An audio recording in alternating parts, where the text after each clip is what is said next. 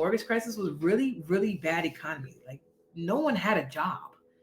But when I opened my store, what I noticed was that a lot of the girls who didn't have a job would actually spend their unemployment check on hair, on nails, on DIY stuff because they were buying a whole bunch of stuff to like be able to learn how to do these things and not have to pay someone to do it for them.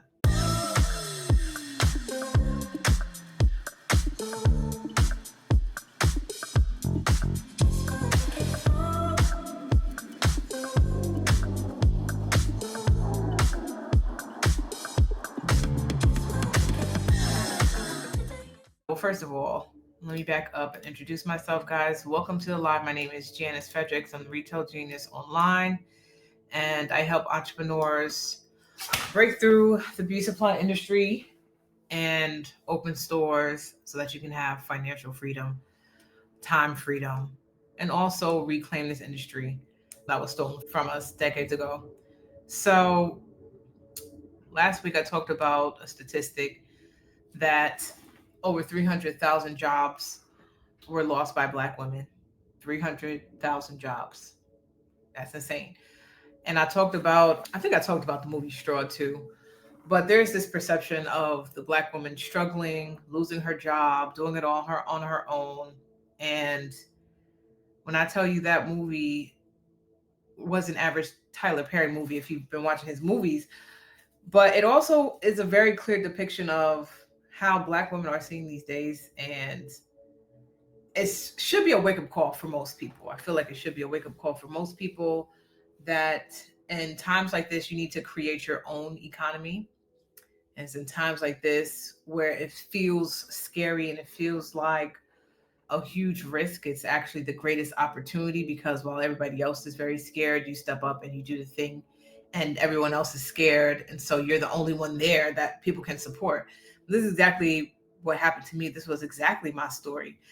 I started my store during the 2008 mortgage crisis, which was a terrible crisis.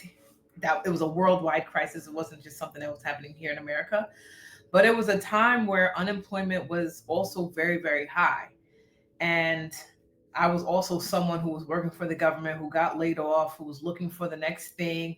I was looking into going to get my master's in business. I had my bachelor's in business finance, and I was looking to get a master's in the same area. And I was also just thinking, like, what if I just did my own thing? What if I took all this money that I'm going to put into a master's degree, which the bachelor's degree didn't work out well for me too well. Like, I found myself unemployed. So to me, the risk was bigger in investing in another degree and not knowing if I was going to get a job. So like I weighed the two, and I was just like, I think I would rather bet on myself. That's exactly what I thought. I think I would rather bet on myself because I know my work ethic, and you know your work ethic, especially if you're a Black woman. You already know the work ethic is bar none. The work ethic is so. Anyway, I say all that to say, many women have gotten their start. The women that we talk about in the history books, Madam C.J. Walker, right? She also started her business during one of the worst economic times. That was in the early 1900s. There was a Spanish flu, and it was just a really bad economy. My story was no different. The mortgage crisis was really, really bad economy. Like no one had a job. But when I opened my store, what I noticed was that a lot of the girls who didn't have a job would actually spend their unemployment check and sometimes their whole thing on hair, on nails, on DIY stuff because they were buying a whole bunch of stuff to like be able to learn how to do these things and not have to pay someone to do it for them. And that was their way of like saving money, I guess, being fiscally responsible. So when it comes to beauty supply, what I love so much about this industry is that it's recession proof. Like I've lived through the mortgage crisis in my own experience in my own stores. We lived through COVID where we were still opening stores during COVID, or there were situations where we had just opened and launched stores and they were navigating COVID, like literally a shutdown. I mean, it just didn't get any worse than COVID, if I could be honest. Like there was just when we were facing COVID and stores like having to shut down and people being home, like we had to pivot. No one literally was like, I'm not doing this if they had already started the process. We figured out the pivot, and it was the ones that figured out the pivot and not panicked. Those were the ones that was really successful. And when COVID was over, those were the stores that was actually still standing. And because all the other stores had shut down and they didn't have email lists and they didn't have other strategies to make money outside of the physical space, which you should. And this is what I teach my clients, that we were doing this way before COVID even happened. I was like, you guys need to implement technology in this business. You're not going to operate the way the other people operate. And it's the same thing now in 2025. Like, there's new technology out there, there's AI, there's a lot of things that you can be putting into your business to making sure that you can compete on a whole different level. So it's not about competing on size, it's not about being the largest store, it's about being the store with, number one, the best marketing, the best customer service, the best experience, and the best technology. That's point blank in the period. People will be outside. So if they have the opportunity to shop, they should be shopping with their store. But they need to know about your store. So this is going to be for anybody who has a store, who doesn't have, like, so if you don't have a store yet, guys, and I've been talking about this, you need to be positioned to get funding for your store if you don't already have one. So if you don't have a store, what I really want you to do is just take the time out to check your credit, print out your credit report. What things do you need to get erased off there? There's plenty of AI things out there that will fix your credit for you to where you don't have to pay. You just have to download the apps and download the things, and AI can literally send out letters and all that stuff if your credit's not great. But you need to check your credit, and you need to make sure that you are able to get funding. Too many people call me that have credit scores that's in the 500. If your credit score is in the 500s, you need to figure out why it's in the 500 and start to fix it. If you have to get things removed, get the things removed. If you have to pay things off, write letters, like, you just need to take action, right? If your income is not at the 40K mark, sometimes you need to add in DoorDash. If you have a car, a lot of us have cars, you need to add in DoorDash and do DoorDash on the weekends just so that you can get your income up. You need verifiable income in order to get funding for your store. You need verifiable income in order to get funding for your store, right? So if you are a hairstylist, sometimes it's a little bit tricky if your income is not documented, or if you work for yourself just in general, you need to document your income. You need to document your income, okay? So that's the second thing. DoorDash, I feel like, is one of the best ways that some of my clients have been able to get their income up to that 40K mark if it's not already there. And you only have to do that for about 90 days. You need to show 90 days of that income in order for you to get funding for your store.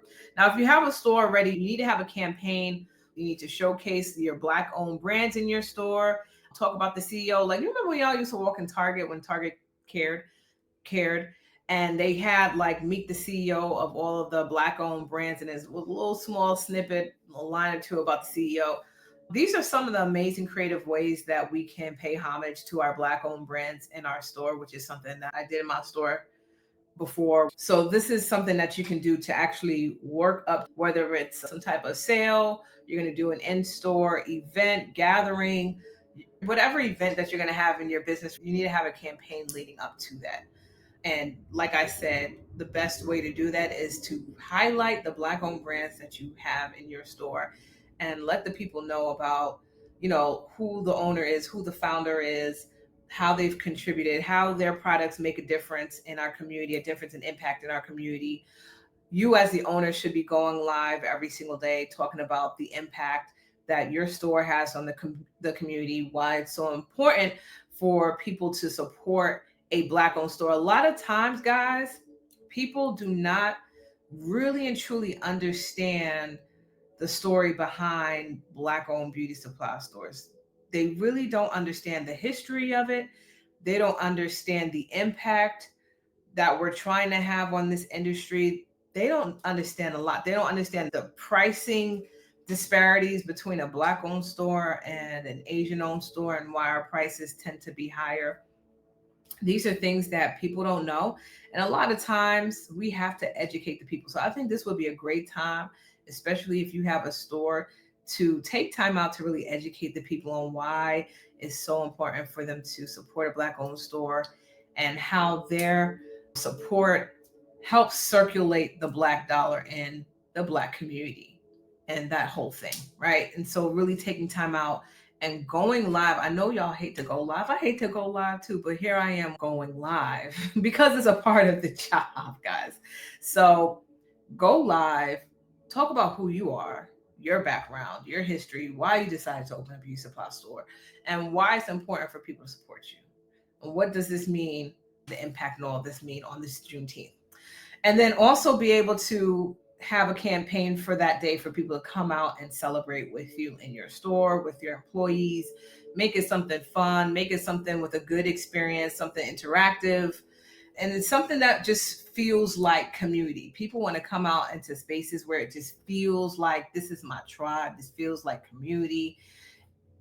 Encourage people to invite people as well to your store, because it's not just a store, right? I'm always talking about how you want to make sure that people don't feel like they're just in another beauty supply store, but this feels like community. They have a good experience. The impact is real. When we had our events, and we had events for literally everything, this is why I tell you guys y'all should have an events calendar.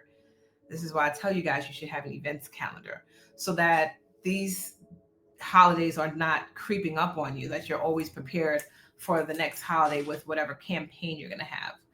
But whenever we had events in our store, we made it a big deal depending on the holiday. We had influencers come out if it called for that. We had different vendors come out and set up tables. We had a whole bunch of things.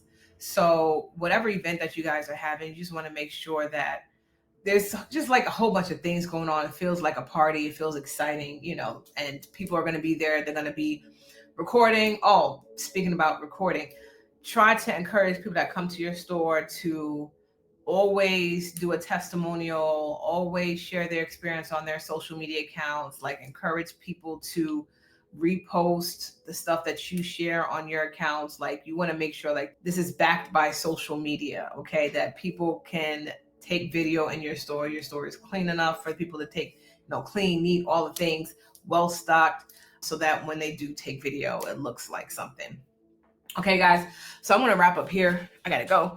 Lastly, guys, book a call if you're wanting to open a beauty supply store, or if you have a store right now and you want to scale your store, you want to grow your store, maybe sales is not what it should be, and you need some strategy, book a call. So the link is there, guys, for you to book a consult with me to get into one of our programs. Whether you want to open a store or you want to grow and scale your existing store, you can book a call with me. All right. So I will see you guys. Enjoy the rest of your day. Bye, guys.